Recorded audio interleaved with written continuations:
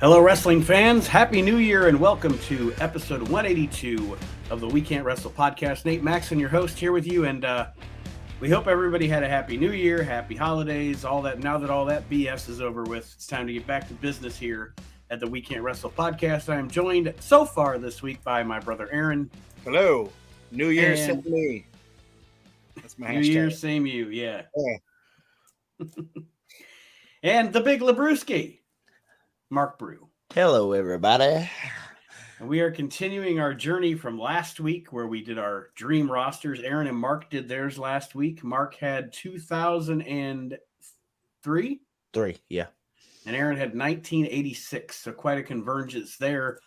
I, myself, was handed 2006 by Archie Mitchell, who should be along shortly to do his roster from 2001. But essentially, for those of you that may or may not have heard the show last week, what we all did was you got 10 faces, you got 10 heels, you got 5 tag teams. It's a roster of 30. Actually, Mark did it on a budget, and he did his in 20.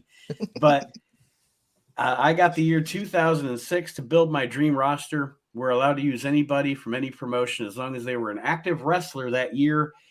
So we'll get started here unless you guys have anything you want to say at the top of the show.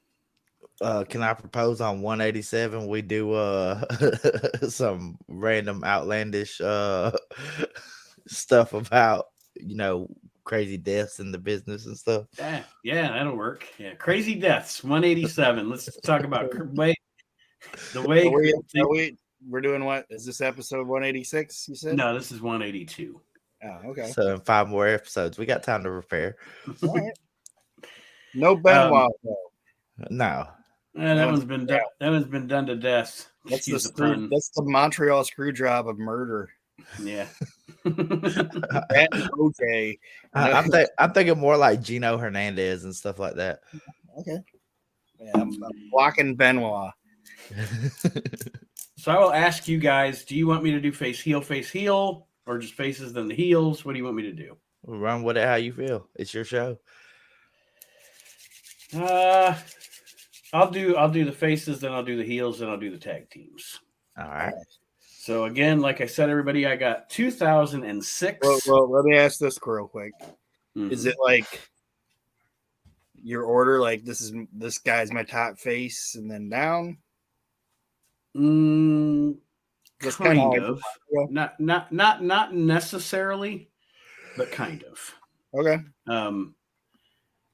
I do start with my top 2, like starting out if I'm booking the promotion, heel and face wise for sure. But again, this is my dream roster from the year 2006 in professional wrestling. And the first baby face that I have, and anybody that knows me knows I'm going to pick this guy, and he is going to be my first champion. It's Shawn Michaels.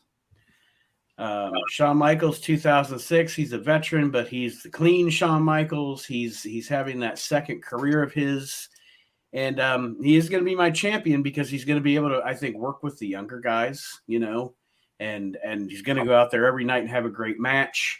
So Shawn is my first pick for 2006. That really comes as a surprise to me because I know how much of a fan you are of Brett, so it's like. To hear you say that that's your first face and he's going to be your champion, that hit me from left field. I love Bret Hart. Shawn Michaels, though, okay, I am a huge Bret Hart fan, okay? But if I'm going to watch the matches of one of those two guys, if you're going to say you can only watch Bret's matches or Shawn matches, I'm going to pick Shawn's matches. I'm the opposite, but I get it. But it's like it's different styles too, though. You know what I mean? Yeah. Like and by 2006, also, like I said, Shawn is just it. He's crazy because he had 2 careers. And his second one was better. Honestly, he had better matches in that second part of his career because he wasn't an asshole, right? Except for 2 times, but other than that, he wasn't an asshole. Like that WrestleMania match between him and Flair, that was a thing of beauty. Oh, the WrestleMania match between him and Cena in Detroit. And then, of course, I mean, obviously, Shawn and Taker at Mania 25 is one of the great matches of all time. Right. But, yeah, like I said, 2006 Shawn Michaels. And he was – and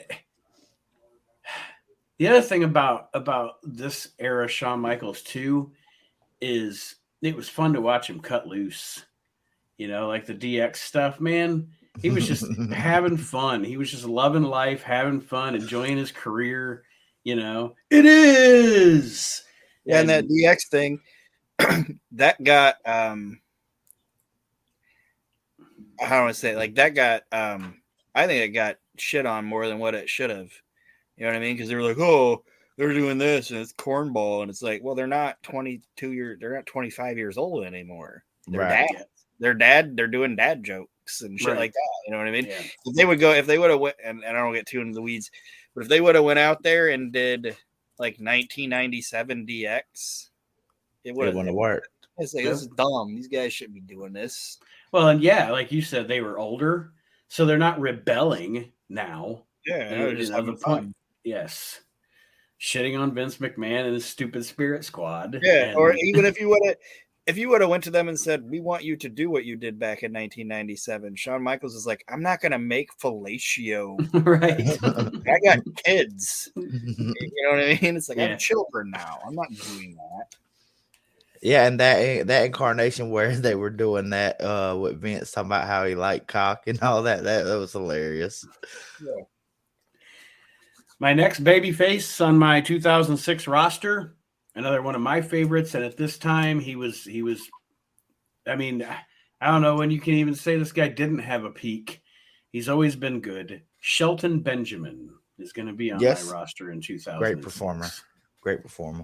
Yes. That Dragon Whip thing he did, I believe it was on Hunter, one of his first matches on Raw, I think it was. Like it was just phenomenal. That made me like really take a second look at this guy. Like, whoa. Mm-hmm. And he's you use that expression duck to water. He's one of those guys that the minute he showed up, you could put him in the ring with a main eventer. And he's had longevity. He's been in the business for a while now. Mm-hmm. Yeah. And looking at it with 2006 eyes, even now, I would say it like he's a good guy to have on your roster as a face, because there's not a lot of people where I'm like, oh, that guy's a much better baby face than he is a heel, but he is like it's not the same thing, but I put him in like the same aspect of like Sting, where he's a dynamic performer. They're not the same wrestler, you know what I mean? But they have like a dynamic, explosive style. But at the end of the day, was Sting ever really a really great promo? No, I mean, no. He was a passable promo guy, and so Shelton. And if you're gonna be a heel, you got to be able to talk. You know what I mean? Right. So, yep. Shelton. Yeah. Shelton's gonna have, and you'll hear some of the heels on the other side when I discuss them, and you'll know some possible matchups for him. Another guy, got to have him on my roster in 2006. AJ Styles. And I think you had him on your roster last week, yes, Mark. Sir. If you have a year where AJ Styles is available and you're not using AJ Styles, what's going on? You're an idiot. I'll say it. You're an idiot. If you don't book him, he'd be like, "What the frick?" Yeah, what the frick, man? You can't say enough good things about him. I mean, like all the work that he's done recently and all, even with that, like a lot of people shit on that Boneyard match with him and Taker, but like AJ played his role so good that you just wanted to see Taker kick his ass. Yeah, and I know I shit on a lot of those cinematic matches when they happen, but it wasn't the fact that I was shitting on the guys that were in them, right? Because it was more of this is ridiculous, but right. they do good jobs in them, but it's just like it's kind of like the don't knock the performer don't knock the talent or whatever for what they're given and see what they do with it type of thing. But right. Well, it kind of gave me like the vibes. I don't know if you remember back in I think it was like 96, 97, they were doing that whole Undertaker as the poltergeist thing. And he was actually on that show Poltergeist or whatever it was. And I was thinking like at the beginning where Taker comes in on the motorcycle and stuff, like just that whole scenery and everything. I was like, did they really like go to a throwback to that. and also in 06, he's at, I mean, shit.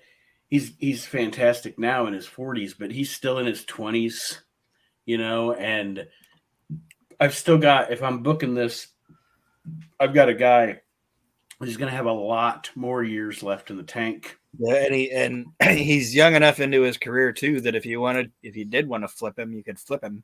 Oh, yeah. You know what I mean? Now, if they did it in WWE, they like try to make him a heel or whatever, but nobody's booing AJ Styles. All right. You know what I'm saying? We're not gonna boo this fucking guy. He's great.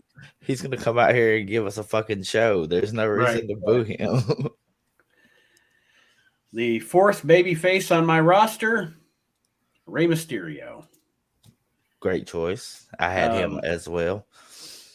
And you see kind of how my top guys are fleshing out here as far as the impact moves and stuff, or not impact moves, but the style of wrestling that I'm presenting on the babyface side. There are a couple of guys here that deviate from that, but again, Rey Mysterio, a guy that if you have him available to be on your roster, why wouldn't you have him on your roster? Right, and when putting together something like this, I was sitting here thinking like, who can I put together that's going to have that dynamic? You know what I'm saying? Mm-hmm. Like that you would, if you see this card, you're going to be like, holy shit, I got to go see that. And here's a question for you. I know I didn't give you a chance to speak there, Aaron, but here's a question for you guys. Because as time goes on, we have to consider the fact that since we were peak wrestling fans, literally 20 years have passed. Mm-hmm. Like I see people that are like in our age group. How could you even put Roman Reigns in the conversation of? Yeah, you can. You have to think of things historically, and for the past decade, and then he's the man, so he is the equivalent of his generation's Cena or his generation's Hogan or his generation's Austin or San Martino. That's what I was going to say, San Martino, because that's what they're building them up like. But so that's what I'm saying, putting it in perspective, and as time goes on, because there are literally people who weren't even alive when Stone Cold Steve Austin was the top guy. I'm getting to a point here. Overall, in the history of pro wrestling, if you take all of it, at this point, is Rey the greatest Mexican professional wrestler of all time? Like has he surpassed him? And I know, Aaron, you don't like him, but a Mil Mascaras or a Perro Aguayo, or I know he doesn't wrestle in Mexico, but I would say this too, that when we're thinking about the answer to this, we got to take this into consideration. All right, Mascaras was doing, mostly those arena shows and all that down there in the Texas territory and Mexico and all that. Like, if he was a huge star, right. I mean, he was in movies and everything, but I'd say oh, sorry. And if you ask me, my answer to that would definitely have to be yes, because Rey being on, the performances he's given and all, and Rey being on the card is going to draw money, and that was what the whole principle of that conversation was about. Mascaras and doing the arena shows. Right. Rey's done that in a capacity for WCW because people wanted to see what him and those cruiserweights were doing, and he's still putting asses in seats for WWE. So I don't want to be that guy that's like the nitpicker or whatever, but I would say that Rey's the greatest Hispanic wrestler of all time. But Rey's not from Mexico. Right. You know what I mean? That's the only thing where I say he's not the greatest wrestler to ever come out of Mexico, but he's the greatest Hispanic wrestler of all time. I don't like him, but I'd say Mill's the biggest Mexican superstar of all time. Yeah, well, and I guess technically that's kind of what I was saying. Yeah. Was Hispanic. I just went the wrong was he one of them that are Mexicans? I just went about the wrong way of getting to it. But just a luchador. Yeah. The next guy on my roster, next babyface, is John Cena. You can't knock it. I mean, right. At this point, he's not even though I've never not liked John Cena. Don't get me wrong. I'm not one of those guys like when he was like the champ that fucking hated it. I understood it, and he entertained me. And when he needed to have a great match, he had a great match. When he didn't need to have a great match, he didn't have a great match. Mm-hmm. You know what I mean? But this is when he still kind of had that little bit of an edge. You know, as far as I remember, like he's not doing like the cartoony raps. He's doing the actual like, you know. This is 2006 was when he had his feud with Edge. It's when he had his match with Hunter at the Chicago WrestleMania. So yeah, I mean he's hitting all cylinders. And the thing about Cena too, the reason I want him in my locker room is he is the epitome of work ethic. Yep. Like, find me a guy that has better work ethic than John Cena. You know, and I'm not saying other guys don't, but I'm just saying, of all the top guys you've ever heard of, you know. Yeah. And then it's like the other thing too with the guy is, like I said, there's all them Cena haters out there, you know, this, that, and the other thing. Who is the guy that every old dude that went back was like, that's the dude? You know what I mean? Because like it was John, you know what I mean? Like they all said, you know, it's like and it's not even the fact that he was like, you know, the biggest star. They're saying like wrestler wise, like what a when you guys say you want a wrestler that used to be like back in the day, they were all like, it's John. Like he's the guy that's like these other guys, the show's over, they go upstairs and they start fucking playing Xbox. John was the guy that would be like, hey, Hogan, hey, Flair, hey, whoever, like we're going to the bar. You want to go? You know, like that type. Like, oh, I bet you can't take that fat chick home tonight. And be like, oh, I bet you I can. You know, that type of shit. Like they were like, he's the dude. Like they all said that he was like a throwback to what they used to be, and that's the guy they wanted to party with. And respectful, he's always going to show up, and a fucking genetic freak. And if he gets hurt, they're like, oh, John's going to be out for a year, and then he's back in like 3 months. You're like, what the fuck? I don't know anybody that's ever had the recuperative abilities of that dude. Yeah, that dude's like, he's like, that would happen all the fucking time. It's like he's fucking Wolverine for Maxson. Yeah. It's like he's going to be out for 6 months, then he's back in like 2 weeks. Anybody... Do you guys remember? Because I know I remember, and I know Aaron was sitting in my living room with me when it happened. One of the biggest holy shit moments I've ever experienced as a wrestling fan was when he came out at that 2008 Royal Rumble. Like, remember he was injured and he was supposed to be out for, you know, like a year or whatever, and he was only out for like 3 months, and that music hit. And you're just like, what the fuck? People lost their goddamn mind. You know what I mean? It's like I know people say it, but he's Hogan. Like Hogan would come back and eventually people would be like, same old shit, you know, and they'd get tired of it. And then he'd leave for a little bit, but the minute he came back, like they'd lose their goddamn mind and cheer for him. Everybody's doing this number. Yeah. Like it's like they don't get what they got until they don't have it. You know what I mean? Right.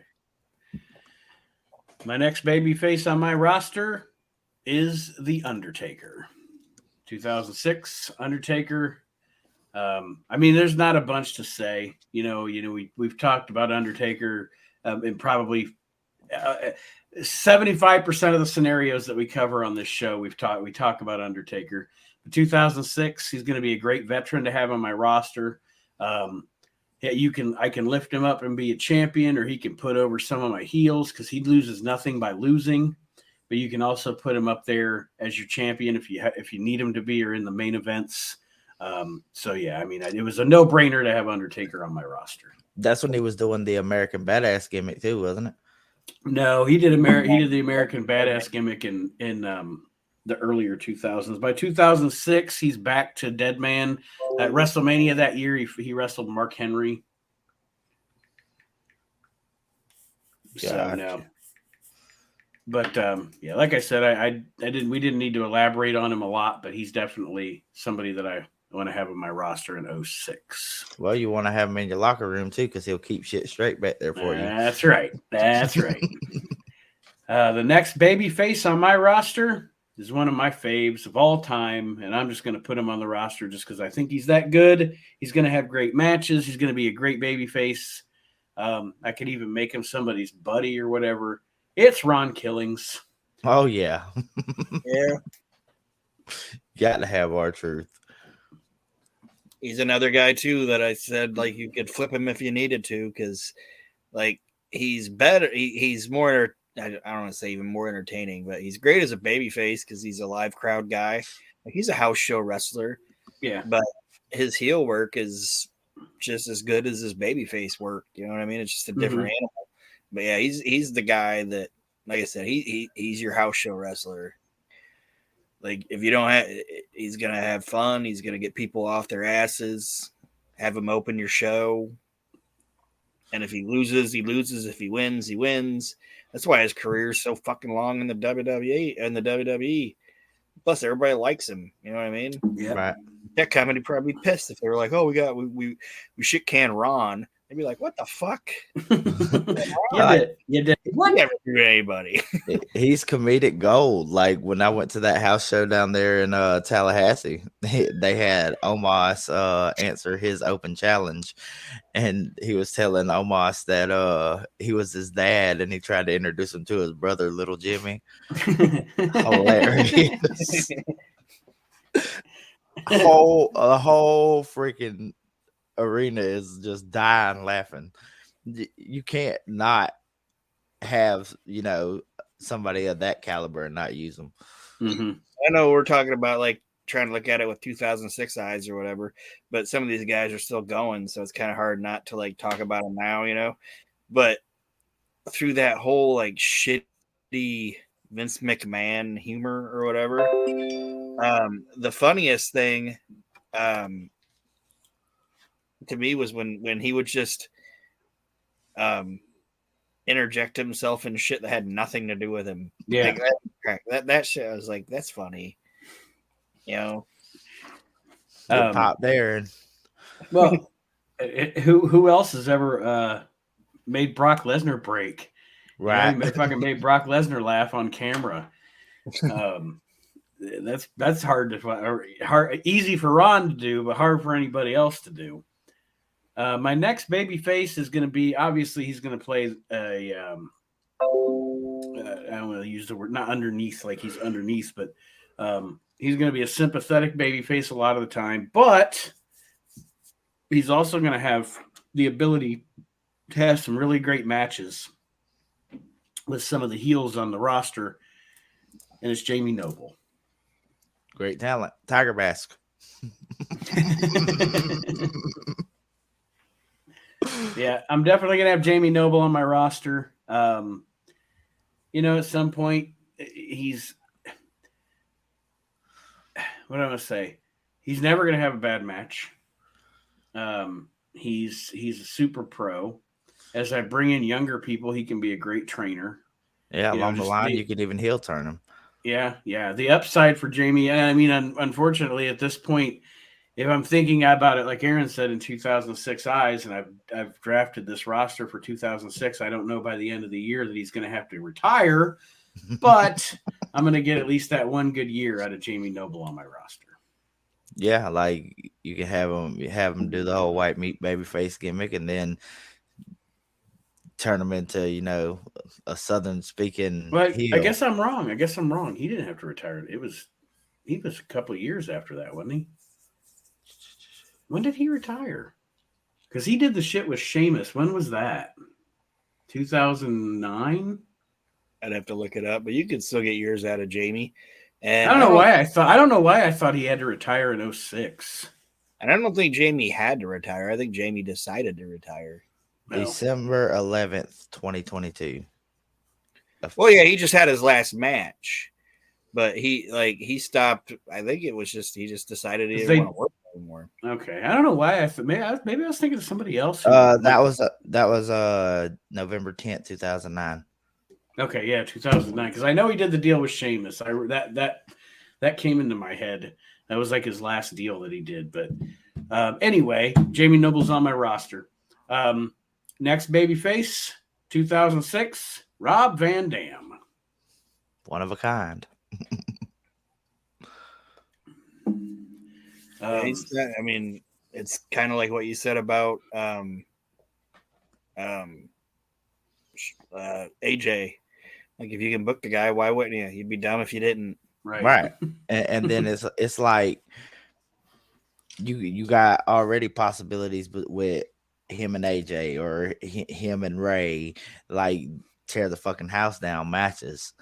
And when I go down my heel, When I go down through my heels, you're gonna think of I have a couple of guys on here that I'm like, yep, Rob Van Dam right there. We're gonna get married. These two guys are getting married for a while. Then my last singles babyface on my roster is a personal favorite, a guy that I thought I wish he would have got a shot to make it on a bigger stage. I know at the time TNA was big, but you'll know what I'm saying after I say his name. My last babyface, Elix Skipper. Yeah. Who? Elix Skipper is? How do you not know who Elix Skipper is? Primetime Elix Skipper? Y'all don't know who built this house. Primetime did. But Elix Skipper was a dynamic professional wrestler. Oh, he was. And he was in WCW also. Yeah. Yep. Oh, that dude was great. And this is the first guy where I'm like, I'd have him on the other side. You know? Like, I think he was a better a better heel, like a little shit talker, you know? But fucking impressive as hell. I know it's like, it's kind of like the Foley going off of the cage, or the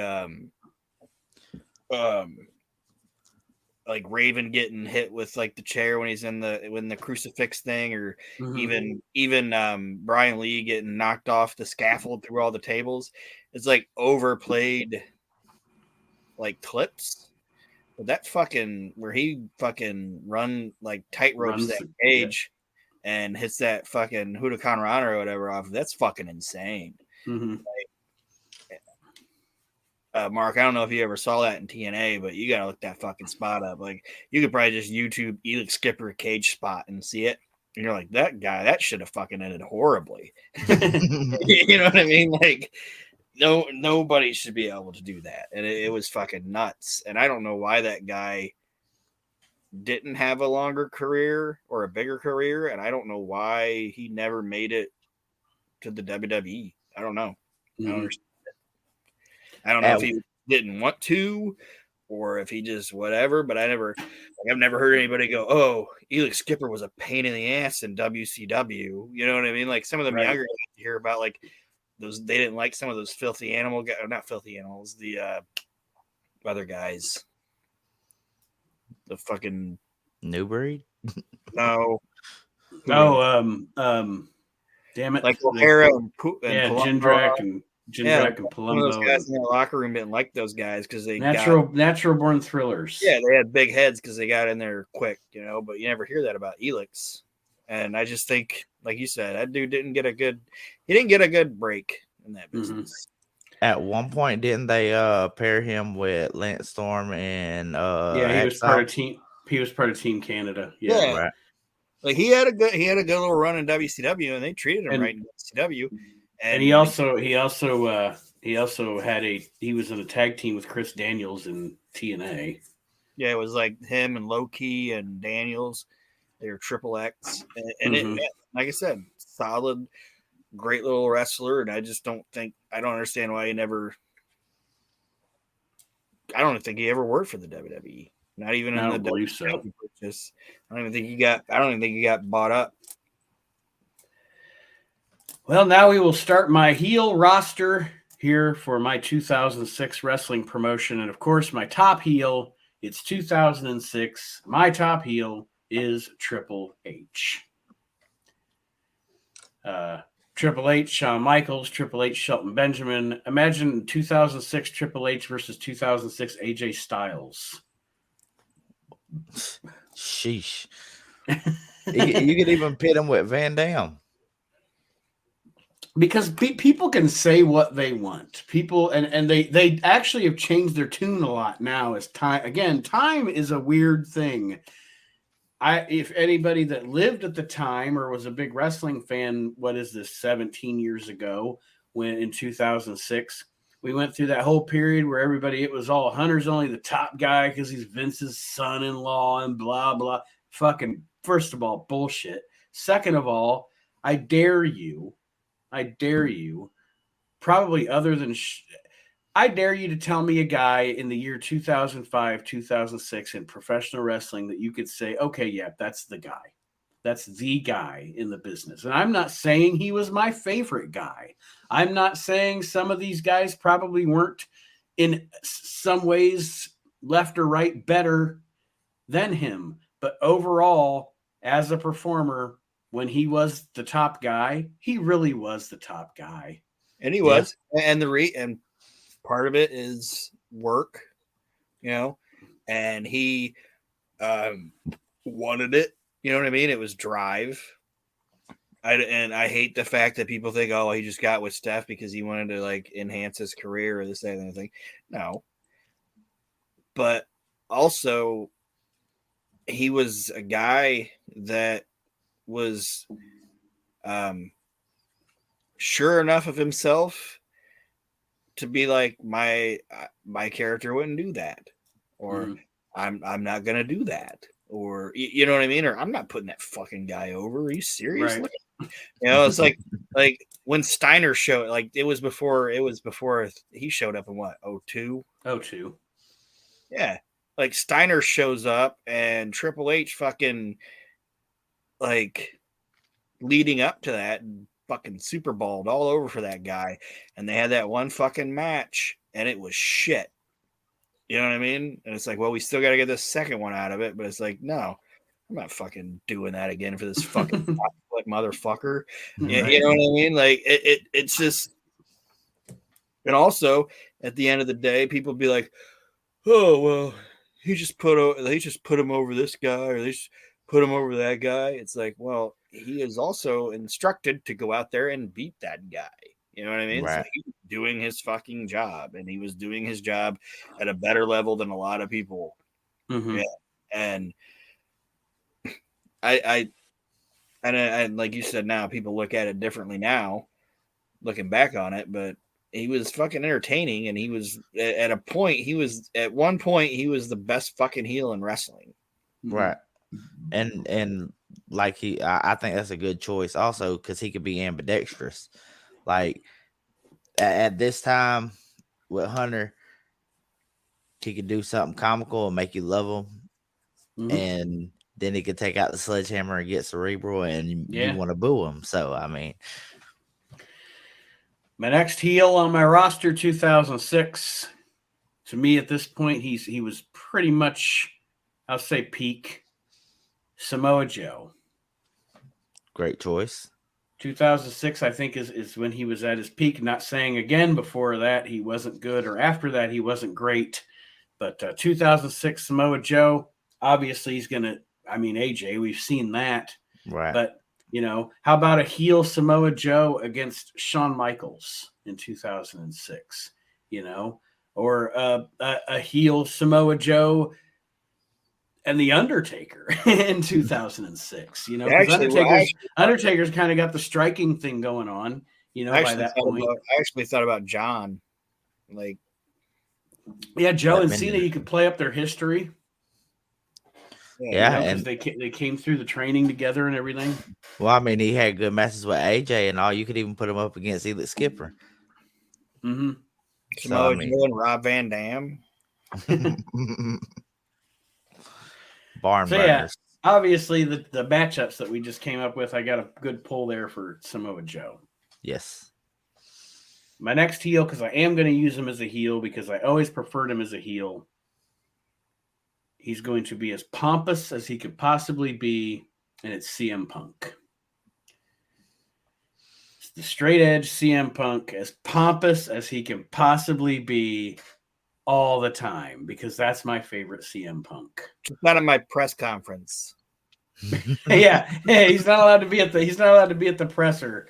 But yeah, I don't know. I mean, the first thing when I was writing this down was like, ooh, CM Punk and RVD. Yeah. Aha, pompous CM Punk and RVD.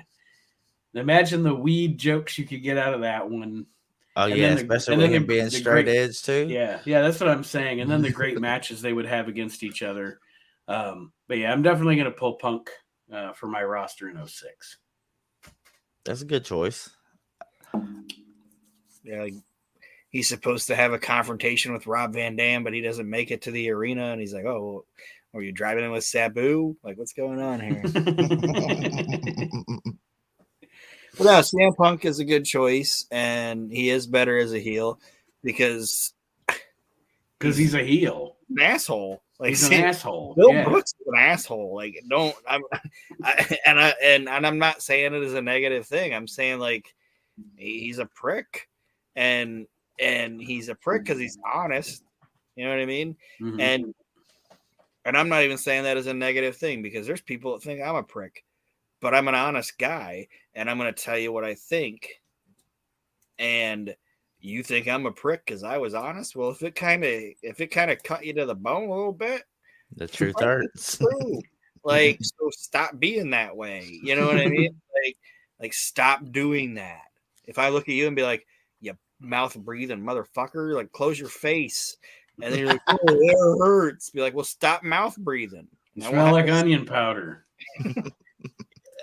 So yeah, he's a much better heel, and he's also the guy that just let him be a heel, and if they cheer him, like just like don't change him. Yeah, don't change him. Don't flip him. Don't be like, oh, he's a good guy now. Like, just leave him there. Yeah, like you're not gonna have him run in and save AJ Styles or anything. Yeah, and you can leave him there.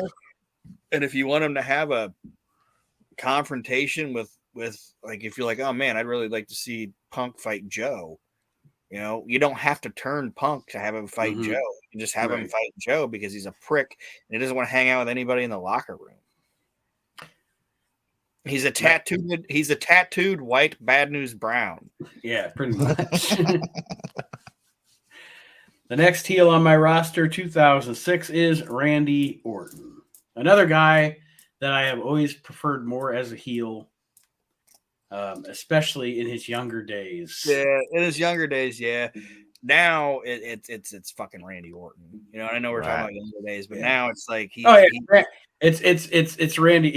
He's man, this just tells me how old I am or how old I'm getting when I watched his rookie year, and you just said, Aaron, now it's just Randy Orton. It's because the man's a legend now. Yeah. You know, and it's just crazy now that I'm thinking of that. It's just so crazy to think of the fact that we have John Cena, Randy Orton, Brock Lesnar. We have watched the entire careers from their rookie year of fucking legends. It's just insane. Well, I mean, I'm not but 32 and I've done that. So, I mean, and it's that group is also, and we're not talking about this guy, but that's the see you later of Jim Ross as like a talent relations guy. And it's like, has there ever been a better crop of guys in like 2002 that came into that company since then? No. And but talking about Randy in 06, what was Randy doing? Was he doing the punt and all that? No, not yet. 06 Randy is he RKO? Eddie down there in hell, Randy Orton. So it's kind of post RKO. No, we're past everything with Foley. We're past everything with Undertaker. 06 is when he kind of becomes you're starting to get into that. It's not, well, actually rated RKO starts up in 06. So yeah, you're getting to that point where it's starting to become the Randy Orton, John Cena era of wrestling. Yeah. Yeah, so he's still a prick too. Yeah. That'd be fun. Having CM Punk and Randy Orton have a prick off. Like, I don't care what you guys say. Just go out there and say whatever you want to say to each other. See what we get out of it. I thought, you know what, Randy? I always thought your dad kind of sucked. Yeah, your dad fucking sucks. Well, at least my dad had money and wasn't a drunk that abandoned. Yeah, that'd be good stuff. At least my dad's still alive. Yeah. Phil. I don't know if Phil Brooks' dad's dead or not, so I don't want to say that. My next heel is he's going to be my United States champion. He's like, why don't you go have another Pepsi, you pussy? My next heel, like I said, he's going to be my U.S. champ. And I really like him at this time. It's Kurt Angle. I really enjoy the angry bulldog mouth guard Kurt Angle. You know, come on. You know, I love it. I love that version of Kurt Angle. Not that I don't, you know, the other stuff's great. You know, comedic Kurt Angle's great, or straight up wrestler, but just that mean bulldog fighter Kurt Angle, I love that. And potentially you could later on form a tag team with him and Benjamin, turn Benjamin and throw them back together. And oh, go ahead, Aaron. Sorry. I'm saying that he's another guy that I say it a lot about, not a lot, but he's a guy that you can say there's no hole in his fucking game. Like, nothing. Like, I've never seen.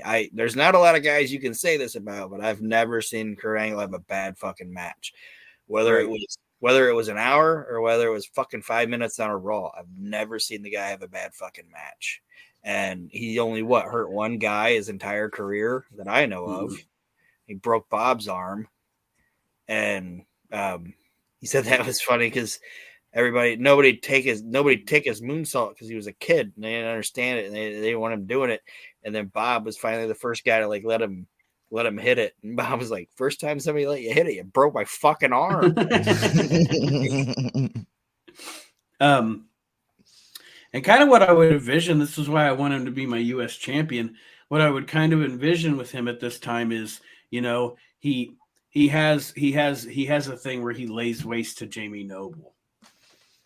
And then maybe he goes into a program with Rey Mysterio, but he beats Rey Mysterio. And then I have him have a feud with Shelton Benjamin. And at the end of the day, he comes out on top on Shelton Benjamin.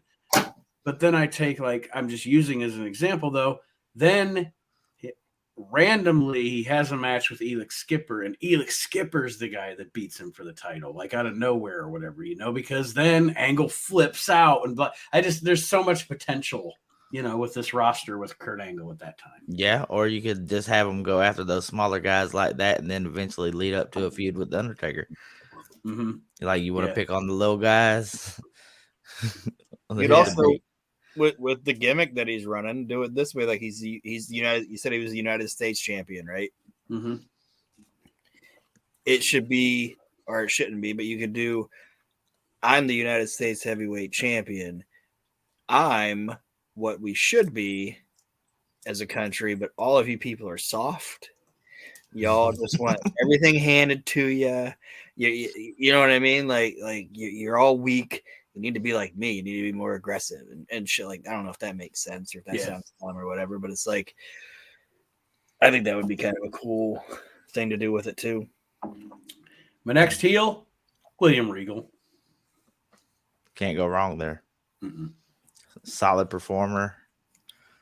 Even a decent promo. Like, I don't know why, but have him hang out with Kurt Angle. I don't know why that is. Well, with that way you were just saying to package him, I mean, that could work. You have smug Regal, you know, kind of like he was with the blue blood shit. Well, then they're just shooting on motherfuckers. Yeah. You know, just breaking ankles and breaking arms and there's not. Oh, sorry. Go ahead. No, go ahead. I was gonna say Regal.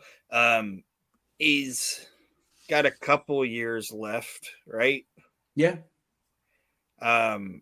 He's still He's still in shape. He's still on top of his game. Like, he was never not on his game. Even when he was fucking 300 pounds, he was still fantastic. Yeah, I didn't have any justification for Regal being on my roster other than he's William Regal, and I love William Regal. Like, no, it's like, that's fucking William Regal. Bring him in. Like, he's great. Like, he's an all-faceted talent, and he's a guy that he's a player coach on your roster too. Like, not only are you going to be my like middle of the card heel, but I also want you putting these matches together for these guys. You know what I mean? Yeah, he's a player coach, and you need one of those in your locker room. My next heel is going to have. He's going to have a lot of great matchups on the other side. He's going to have potential matchups with The Undertaker, of course, with John Cena, some big guy, little guy stuff with maybe Rey Mysterio, AJ, and then of course he could be a potential challenger for my world champion Shawn Michaels. And it is the not talked about enough Umaga. Yes, and full disclosure, everything, Umaga is one of my favorite wrestlers of all time, and I'm not even saying that because he, sometimes when somebody dies or whatever, they're like, "Oh, he was fantastic." I'm not even saying it because of that. I'm saying like that is he's one of my favorite wrestlers of all time, and he was a big motherfucker that could go, and I honestly, until Roman showed up, I think he was the best Samoan out of all of them.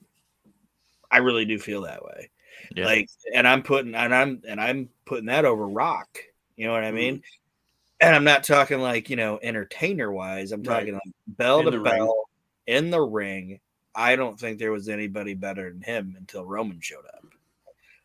And unfortunately, the reason he's not talked about that much is because of how he left the world. But I think if that wouldn't have happened to that guy, it would have been a totally different thing. At this time, he's got Estrada with him and all that. Mm-hmm. Yeah, so like that, I really like that gimmick. So you would be having him managed by Estrada or no? Yeah, I could. Yeah. Or I could just have Regal introduce him. Umanga. You could possibly bring in the guy that was Rosie and reboot the 3-minute warning. Have Umaga debut this way. William Regal, like this is gonna be like throwback to like the 80s. William Regal went to a Polynesian island, and he found Umaga bathing naked under a fucking waterfall, kind of like how they found Gorilla Monsoon, which is disgusting. So they found him, and Regal like got him with one of the things and like knocked him out. Got him. He had Kamala with him. Yeah. Like got him with like the dart. Got him into a cage. Brought him over. Now William Regal's like, I'm gonna debut my monster, and he goes to like they bring in the cage and all this, it's backstage, and you kind of see the cage off in the distance, and Regal's like, I'm gonna introduce you to my Samoan monster, and he goes to like open up the cage, and the lock is broken, and Umaga is loose. He's like, oh no, Umaga. Yeah. And now Umaga is just loose, wild in your company. And then you could even have like old school Alfred Hayes segments to where he's in different areas of the arena looking for him. We're still on the hunt for Umaga. We are looking for the elusive Umaga. Yes, the elusive Umaga. And you just see like Noble laid out, crew people. The next heel on my roster, and Aaron was around me back in the day, back at this time, so he can attest to this because I was and am a huge mark for this guy. I want him on my roster. He's a great wrestler, totally underutilized, and it's Paul Burchill. Yes. Yeah. I wasn't a huge Paul Burchill mark. I don't know what happened with him, what went wrong. Because that guy was he was a machine. He was so good. Are we strapping him with the Johnny Depp Pirates of the Caribbean gimmick? No, Okay, no. good. He's gonna be serious. He's gonna be serious, Paul Burchill. Good. But what a fantastic wrestler and a personality. Like, I don't know. Like I said, I don't know the story. I don't know what went wrong with the guy, but I would definitely have him on my roster in 06. Well, it didn't hurt that they tried to make him or didn't help that they tried to make him a sister fucker. True. Vince put him with like that incest angle. That was before the pirate, though, wasn't it? You know it got over in Alabama. Like once you put that on somebody and then make them a pirate, what do you? It's just not gonna work. And Paul, like, I thought it was his coolest thing was when he did that Ripper gimmick. Like he had the mask or whatever, wore the mask to the ring, then he take the mask off or whatever. That was cool, and it wasn't unentertaining as the pirate, but it's like that's never gonna work. Right. There's never been a wrestling pirate that got fucking over. You know what I mean? Right. That was basically a parody gimmick. Yeah. So I agree with you, and I think the guy was really good. And when I'm thinking of your roster and I'm looking at it, and I said, hey, Regal with Angle. Maybe even have Burchill with them. You know what I mean? Mm-hmm. Yep. The next guy I'm putting on my roster just because I want him on my roster because he's another one of my favorites of all time. And at this time, I mean, no matter what, whether he's out of shape, not too great in the ring or whatever, I don't care. I still want him on my roster. I still want him around. And it's Raven. Good choice. So he's like your Dick Murdoch. Yeah, something like that. He's just all I know is I have never watched Raven and not been entertained. Raven is one of the most entertaining motherfuckers in pro wrestling history. Are we giving them a flock?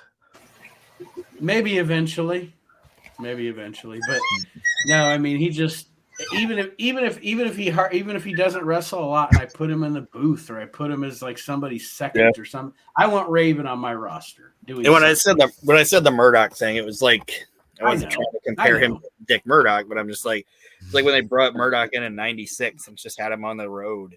There's this Jim Ross like, let's bring Murdoch in. He's fun to have around. Yeah. And not getting too far into your head of your roster, but did you do what I did and have like decide who your booker is or any of that stuff? Yeah, Raven's my booker. That's what I was going to ask. Like, have Raven be your booker. That's your guy right there. Like, that dude, he's so fucking smart. Like, so fucking smart. Not even just in wrestling, but if you like listen to the guy talk. Oh yeah, that's what he's an intelligent human being. And he's an intelligent human being, and he knows what the fuck's going on. I know he likes his drugs and shit, but he's fucking smart. And like I said, if he wasn't your booker, I'd be like, I don't know, your show's gonna fail. Also, like he's one of the guys that mastered the art of taking the DDT and not ruining it. Right. Like a lot of people slaughter it, like where it just like doesn't look devastating at all. I mean, he used it as a finish and it worked. He's also the master of less is more. And like, I love when he talks about wrestling Hack, wrestling Sabu or Sandman. He's like, oh, I love wrestling Sandman.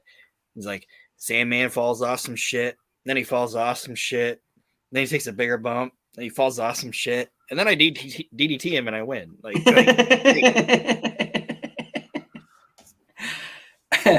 last but not least, my last babyface, and we don't have to talk about him too much because we talked about him actually on the last show. The last heel. You said babyface. I mean, heel. Oh, my last heel. I'm sorry. We talked about him on the last show because of Mark's roster. Monty Brown. Yes. is going to be on my roster. So again, like I said, we elaborated on him on Mark's roster, but Monty Brown, another one of those guys from that era that is just God, he was so good. And I wish he would have had a longer career. You could strap him with Jacqueline. put him at a little female manager beside him. I think it would be cool to throw Monty Brown up against Undertaker. Yeah, that would be interesting. I'd watch that. Yeah. Like he's all cocky and shit and everything and all that. He's just going through people, and then he comes up against Undertaker, and it's like, oh, I don't know if the pounce is gonna work, man. Then he does the whole big-eyed shot deer in headlights. An Undertaker Monty Brown casket match would be fun. He pounced right into the casket. That's what I was gonna say. I thought about him doing for the pounce and Taker just and he hit and then it shuts and it's over. And now we'll go on to my tag teams in my 2006 roster. First team that I've picked. They are technically singles wrestlers, but in 2006 they were a tag team, so I can use them either way. Carlito and Chris Masters. They were a fun choice. They were a fun tag team because Carlito had Chris Masters around because he's big, and usually the smaller smug heel doesn't outwardly acknowledge and tell the big heel that he thinks he's stupid, but Carlito would just blatantly tell him that he was stupid. Why are you so stupid? Why are you so stupid? like when they locked Big Show or when they locked Kane in that fucking room and Big Show was trying to move the forklift. Like, that's one of my favorite things. Do you guys know what I'm talking about? Yeah. I know what you're talking about. It's one of my favorite things ever because he's trying to move the forklift. And then Kane comes around and taps Big Show on the shoulder, and Big Show's like, What? There was a back door, and then Carlito looks at him and is like, are you fucking stupid? It's one of my favorite segments in the history of wrestling. You didn't look for another door? For a back door? One of my favorite things ever. But yeah, I think they're a great heel team to have on the roster. And again, they can be any tag team can be turned into singles wrestlers, but you know what I'm saying. They're also their own entity, so I could use them as singles wrestlers. Right. But I would use them in my tag team division. And Chris Masters, I was always kind of a fan of the guy, but he started as like a puppy with big paws, and was not really that great when he first started, but you watch that guy now and you're like, Jesus Christ, he's the guy that I like, kind of like talking about Elix Skipper. Not that obviously he did make it to the WWF, but I don't understand why he's not there now. Right. You know what I mean? Like I just don't understand why he's not there. And I had him on my roster too also. And like if you got any underdog tag teams, you could definitely do like something, have Masters have one in the master lock and Carlito go to spit the apple at him. Your underdog rolls out the way, boom, then they implode.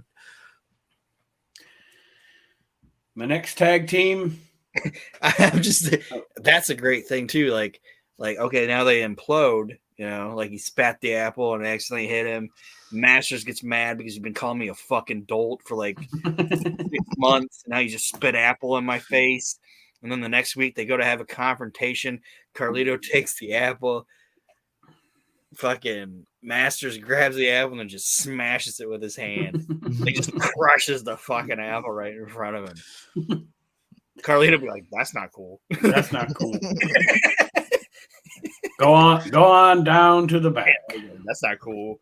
And then he just beats the shit out of him. That would be fucking great. It's a multifaceted talent for one tag team. Next tag team on my roster. Sorry. I thought of even something better than him saying that's not cool.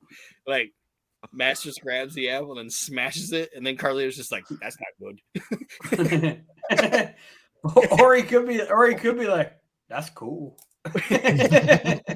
I was thinking, like, that's not good. Like, that's how he knows he's turning. It's kind of like when Batista was like, with the nah. My next tag team is Crime Time. Good choice. Pop a 40 and check your oily. What an awesome team. Those dudes are great. Yeah. And they're kind of like what I said about R-Truth. They were a house show package. Like, you know what I mean? Like, they still worked on TV and everything like that, but they were two guys that were gonna get people up off their asses, and they were entertaining. The fucking music hit. Everything about them was good. They counteracted each other great. You know what I mean? With Shad being big and JT, fucking great. Like, JTG is one of the. He was fantastic. I shouldn't say was. He still works, but he's fantastic in the ring. They're a great tag team. I don't know why they didn't get higher than they were, but they were just fantastic. Yeah, just like the energy. As soon as that music hit with that little introduction, yo, yo, yo, yo, Yo, yo, yo, yo, yo. it was just, you were into it. Mm-hmm. Like, it wasn't never like, oh my God, this is spectacular. Even the little ghetto ass backstage segments that they had on them was fucking hilarious. Mm-hmm.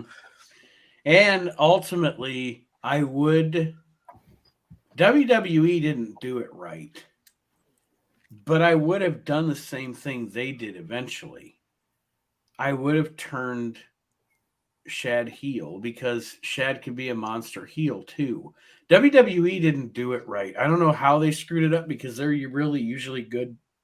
They're usually really good building monsters, but they just didn't do it right with Shad for some reason. But I mean, even the flip side, though, you could even turn JTG heel. He could be a little shitty heel against a bigger, babyface Shad. Either way, it could go either way. But eventually, yes, they're going to break up and be single stars too. But and then you have him up against Elix. Right. The next team. Sorry, I was going to say, to me, I looked at it the other way. Like, I don't think those guys should have ever broke up. Right. Like, I look at it like, it's like, this is my boy, you know what I mean? Like, this is my, like, to me, they seem like guys that would just always be friends. And kind of like the Street Profits now. Yeah, like, if those guys broke up, like, I don't believe that. Or, you know what I mean? Or like Ricky or I just look at it as the fate of almost every tag team eventually breaks up. I said almost because you mentioned Ricky and Rock. Well, even they did break them up, even though it was awful. But anyway, I don't talk about that. The next tag team on my roster, and they are going to be my initial tag team champions, is America's Most Wanted. Good choice. Two guys that how do I want to put this? I really enjoy James Storm, but I don't think he was ever any better than when he was in that tag team. And again, I'm not saying I don't like him. I think he was. Okay. And again, it's all subjective. That's fine. My favorite James Storm is when he was in that tag team. My favorite James Storm, and I'm a Nate, you know this. I'm a James Storm fan. Like, when I thought he was coming to the WWF and he did WWE and he did like that cup of coffee in NXT, I was like, fucking hey, this is gonna be great. And then he just didn't want to do it. And I think they gave him too many dates. I think that's what it was, or they wanted to move to Florida, something like that. It was something that was going to impact his time with his fam, and he was just like, no, you know what I mean? Like I can make basically how I understood he explained it was, I can make just about as much or more than what they were offering me doing indies, and not have to fucking uproot my family and not spend time with them than if I went to NXT, which it makes fucking sense. If you can do that, do it. You know what I mean? But, and I know it's a different It might not be a different time. I'm not going to try to do timetable, but to me, Beer Money is a better tag team than America's Most Wanted. I think. I think him and Rude together was a much better team. And I'm not even saying that America's Most Wanted wasn't bad. In 2006, yes. You know what I mean? Obviously signed those guys up. But Beer Money was a much better team. In my opinion. Yeah, like But as it's fucking Robert Roode. Like, you know what I mean? You're not gonna. There's not a lot of better fucking wrestlers on the fucking planet than fucking Robert Roode. But that's just what I think. Mark. well, I mean, Harris was good.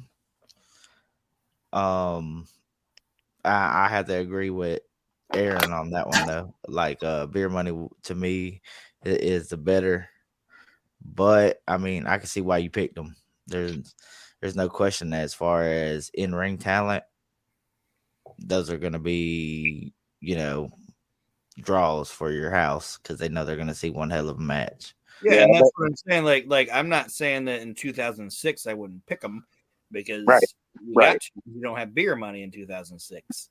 Mm-hmm. You know? Oh, and it always sucks when you ain't got Beer Money. No, I had Beer Money in 2006. I made sure of that shit. But yeah, that's the only thing I was saying, Nate, was when you were talking about James Storm. That's the only thing I was saying was that I didn't agree with the fact that he wasn't any better then. I think he was better when he was Beer Money. And it's because he was a better performer at that time. And that's just because he got older. Right. Well, I really enjoy Cowboy James Storm. I've never not liked him. I liked him. I've been watching TNA now. I was like, I got Impact Plus. I'll start watching TNA.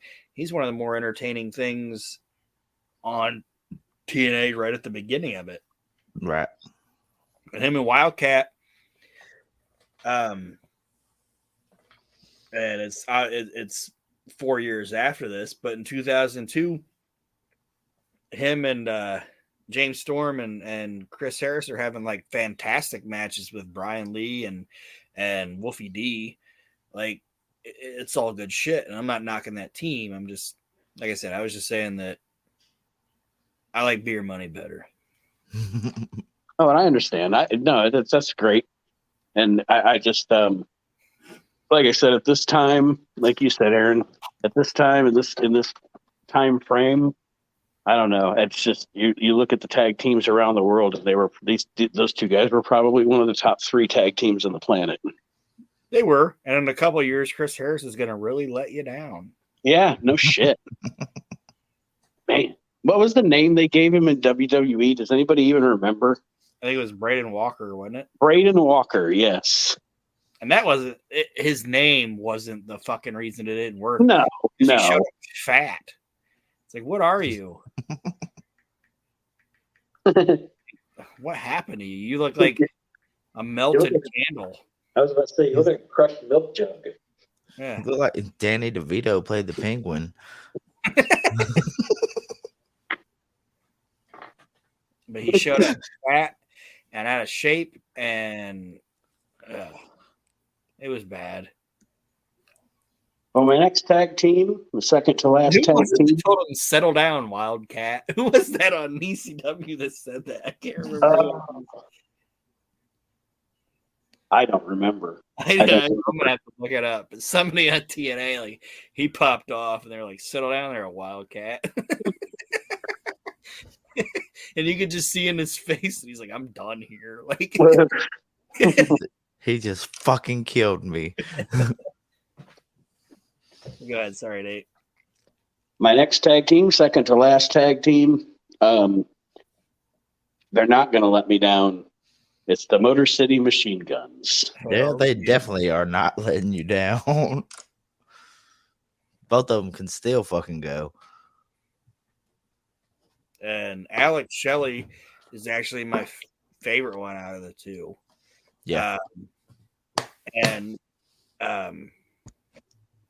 Yeah, I'm not. There's no hole in that team at all. They're great. And that's not the shit on Saban, because you really can't Yeah. shit on Saban. Can't. And they're another team that I think should have gotten more. They should have gotten a run in the WWE, and I think they would have been great. And I'm not saying they aren't great, but I'm thinking Didn't Saban go there for a minute? They did. It was kind of like with, if I remember right, it's kind of like when the Wolves went there, like they did like a 1-off or a 2-off in that like NXT where it wasn't on TV. Mm-hmm. You know what I'm talking about? Their version of the AEW Dark. Yeah. And I just vividly remember Chris Saban being on Velocity. I don't know why, but well, yeah, that. But I mean, like they went there as like they made an appearance in that NXT arena that was in Florida. I mean, it's still in Florida, but the original, the campus thing was Full Sail. I think they were Full Sail. And they're also a team. Not only did I put them on my roster because they're fantastic, but they're also a team that can switch face heel very easily. So no matter whether your champions are faces or heels, the Machine Guns can be challengers. They can have a feud with them because they can play both roles very well. Yes. Yeah, and then you could have like Crime Time and say America's Most Wanted, have them in a feud, and then have like the Machine Guns come out and look like they're fixing to congratulate Crime Time and attack them if you want to turn them heel. Yeah, easily. My last tag team, rounding out my roster for 2006, Lance Cade and Trevor Murdoch. Thank God you picked those two. Them as a tag team, bro, was like, I enjoyed it.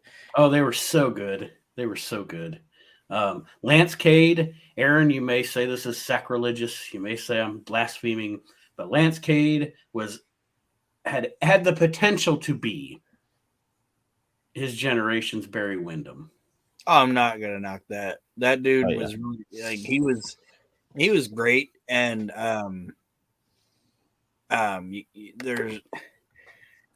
they worked fucking fantastic together, and they were great with segments too, like when they'd be in a bar or whatever. Like it just, there's sometimes where in pro wrestling you see like a goofy segment or something and it doesn't come off natural, or it's like, this is a skit or whatever. Those two guys looked like WWE cameras would follow them to the bar, and they they carried themselves like they would be in that environment. And they worked well like that because guess what they were? They were best friends. You know what I mean? Like they were friends. Right. And that's why they played off well. Sorry, I misspoke when I said that I remembered Motor City Machine Guns being in NXT. Alex Shelley was there, but Saban didn't. So I just didn't want to sound like I was stupid or whatever. He teamed with Kushida or whatever as the Time Splitters in that Dusty Rhodes Classic. That's what I remember, because I was like, fucking tits, fucking Alex Shelley's in the WWF, and then it didn't fucking happen. But anyway. But yeah, Caden Murdoch versus America's Most Wanted. Book it. Oh yeah. Yeah. Caden Murdoch versus the Machine Guns. Fucking book that shit. Cade is a guy that I think, like, I'm not gonna say like what I said about Umaga, where I put him as like one of my favorite wrestlers of all time.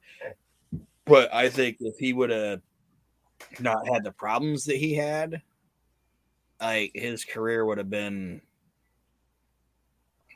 I'm not saying he would have been fucking world champion or anything like that, but I think he'd be talked about a lot more than what he is or what he is now. And I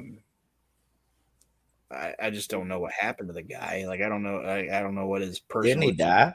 Oh yeah, I know he died, but I'm saying like I don't know what caused his Like don't know what his picadillos were. Yeah, I don't know what his demons were, and I don't want to talk about demons like after somebody died or whatever. But I think that dude, if he I don't want to say it, like I kind of would compare him to like Louis Spicolli. Mhm. Like enough guys, like enough veterans liked that guy and saw his talent and were like, this guy could be potentially great, that everybody, all these guys would have wanted to work with him. They would have wanted to put him over. Like Sean Sean trained him. You know what I mean? Yeah. Regal had hands in training him. All these guys would have worked with the guy if he wouldn't have had what he fucking had. And Louis kind of the same way. Like all you hear about all those guys, like all them older guys are like, fucking Louis great. Like Larry Zbyszko puts this guy over. You know what I mean? And right. I think it's the same way with Cade. And he just had whatever he had wrong with him mentally. Mm-hmm. And it took him out. And it's too bad because if he was alive right now, he'd probably still be in the WWE. Yeah. I think he'd be like kind of like in a Sheamus role.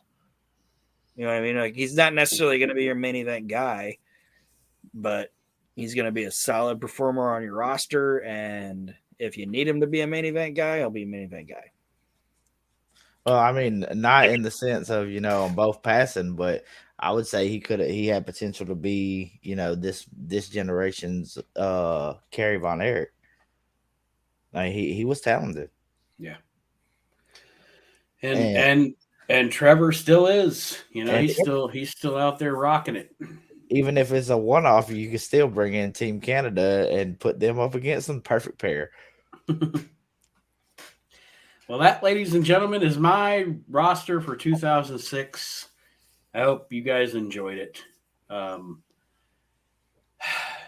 I get into a project like this, like I do with the Hall of Fame, I get so serious about it. Like it took me way longer to build this roster that should have, because I was like, I want that guy. No, wait, this guy would be better in this role, or blah blah blah. But I don't know if you guys saw any holes in my roster there, or anybody you would have preferred, or anybody you would have taken off. But that was my dream roster for 2006. The only thing I saw was I would have probably flipped. I think I probably would have flipped Skipper and Joe.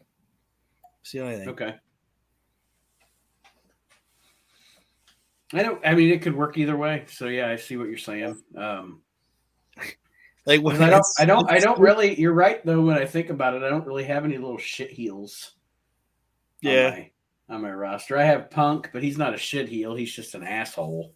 Yeah. You need a guy that will run away. That's the only thing I would have done. It's hard to boo Joe. It's hard to beat a big motherfucker. It's hard to boo a big motherfucker that doesn't say nothing. It just kicks the shit out of people. And also, I'll volley that, sir, as Paul Heyman would say. You may have a point too, because if I have Joe on the other side, he can feud with Umaga. Yeah. Oof. And he could also be the one. Oof.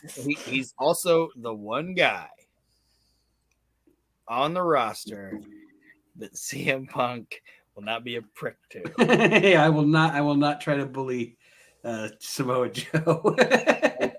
Like they're walking, like there could even be like I know we want to be done, but there's like even like a scene where they're like walking down the hallway towards each other, and Punk's just like, oh. Going the other way, yeah. But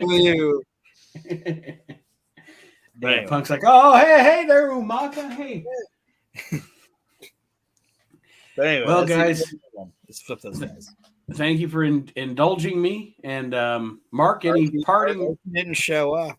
Yeah, Archie ghosted us. That's all right. We must be walking uphill to get here in the snow. They'll be here at 2. You guys ready to do my roster? Parting words. Y'all can just continue to listen to us do this regularly because we enjoy bringing this to you. I do got an idea now. We can book a dream card and let it play out on WWE. We've done some dream cards before, and that's always fun too. So, yeah, we'll definitely do that in the future. Of course, the Hall of Fame is coming up. I sent out the ballot to everybody. This work on that tonight. I think just yesterday. Wound up with as many nominations, people suggesting nominations that we had or that I had. I actually wound up upping the ballot from 20 to 25 this year. So we had 25 stars on the ballot. Of course, I am still campaigning hard for Ricky Dozon and Buddy Rogers to get in this year. So as the ballots come in, I'm watching, and honestly, I'm kind of watching my dreams for those two dwindle again this year. But I will make my case during the Hall of Fame episodes, especially for Ricky Dozon. But yeah, the ballots are out there. We'll be revealing. They're due by the 7th of January. So hopefully by the next time we have an episode, we will have the final class of 2022 for the We Can't Wrestle Podcast Hall of Fame. Aaron, any parting words for our listeners this week? Just thanks for listening. 2023 is going to be a big one. And if for anything, support Nate and doing what he's doing and try to help him get this going. If you don't like me, I don't give a shit. But Nate's doing the work. I just show up. So support the podcast, support everybody's shows. Everybody's shows are great. And if you listen to my show, I appreciate it. But if you don't, that's fine too. But really listen to the We Can't Wrestle podcast, the Indie Spotlight. You Smell What the Arch is Cooking.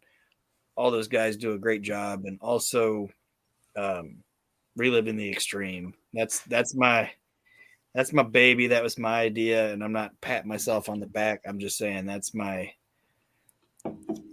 the one I have the most. Not that this one isn't great. Don't get me wrong. Do you get what I'm trying to say, Nate? You're better with words than me.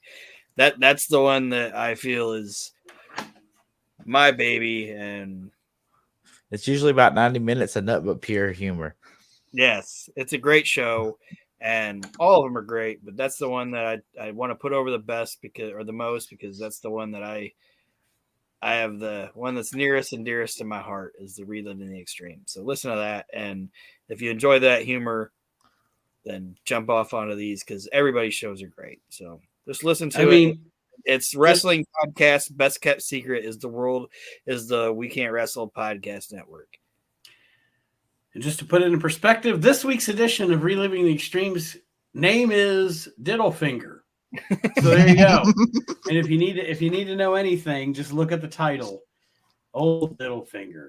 But yes, check it out, Reliving the Extreme. Of course, like Aaron said, all the other shows here on the WrestleNet Radio Podcast Network, and probably next week, because next week or over the next week or so is when I'm going to be actually announcing and launching things. Next week, we will talk more about our